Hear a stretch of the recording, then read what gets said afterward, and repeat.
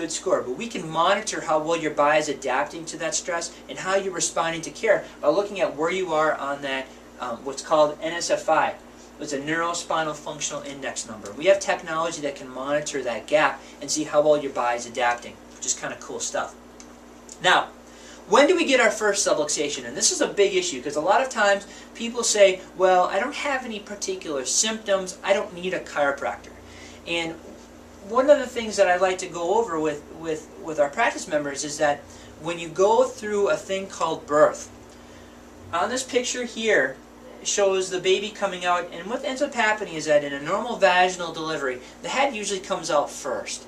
And because the head comes out first, the shoulders are kind of stuck underneath the mom's pelvis. So the doctor, the midwife, is going to use the head to kind of pull and shimmy the shoulders out. Unfortunately, what ends up happening is the baby's head is tractioned out. And because those muscles are very, very small, what ends up happening is the cervical spine, the neck, gets stretched and stretched and stretched and causes a lot of damage to that spine. And see, here's another example of them pulling and tractioning on the neck. And also, about 65% of the nervous system is developed before the age of 3. And this is huge because if your nervous system is not functioning at its optimal, what you interpret the environment, everything that comes into the body, will not be able to function, or it will not be able to express itself properly.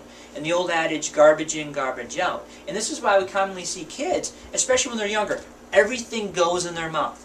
They want to put everything in their mouth, and that's the way their nervous system learns on what's going on in the environment. So that's one of the things we try to promote, is putting things in the mouth. Obviously not dangerous things, but trying to get all of those things in the mouth so their body is able to experience all that new knowledge and information that the baby's trying to get. Plus, if your nervous system is, 65% of it develops before the age of 3, if it's subluxated, your body's not going to have that proper information coming into the system, and thus your body's not going to be able to grow and be healthy again.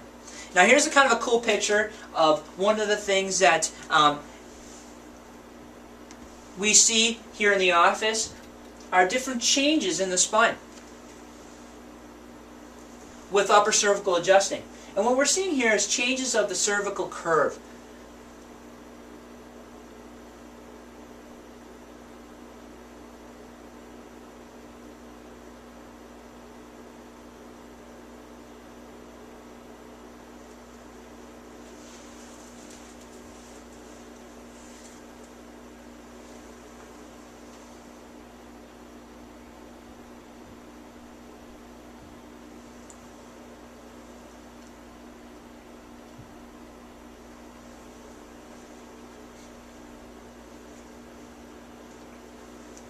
Pretty interesting, huh?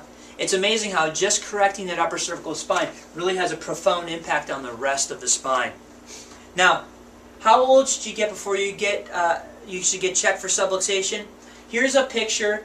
Here's a side view neck x-ray. So the person is looking this way. X-rays are coming through the side. So we're going to see a jaw here with a bunch of teeth. This is the first bone of the neck, second, third, fourth, fifth. So on this particular x-ray, we want to see is a nice gradual curve in the spine here. Also, this first bone in the neck, I want to see a lot of space on the top of the neck and the bottom of the neck. A nice gradual curve here. This guy, he's 7-year-old. He's a 7-year-old little guy. When we first got him adjusted. Now here's him a little after. I think it was like a year after when we retook his x-ray. But see how that first bone in the neck is looking up now? Nice gradual curve. The head is starting to get over the shoulders. Much improvement, especially how when we're seeing the differences between the two. Now the spinal cord sits back here, so when the spine straightens out, it pulls and torques on that spinal cord. Now in a 7-year-old little guy, what do you think that's going to do to the nerves? It's going to pull and torque on those nerves. He's not going to be able to function 100%. And now we're starting to see that nice gradual curve. We're going to see an improvement with him, and his body's able to function much better.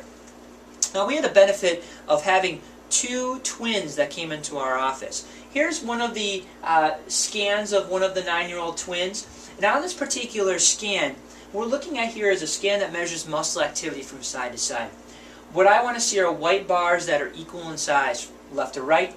If you start to see colors, green is a mild amount of damage, blue is a moderate, red is a severe amount of damage, and black is actually off the chart.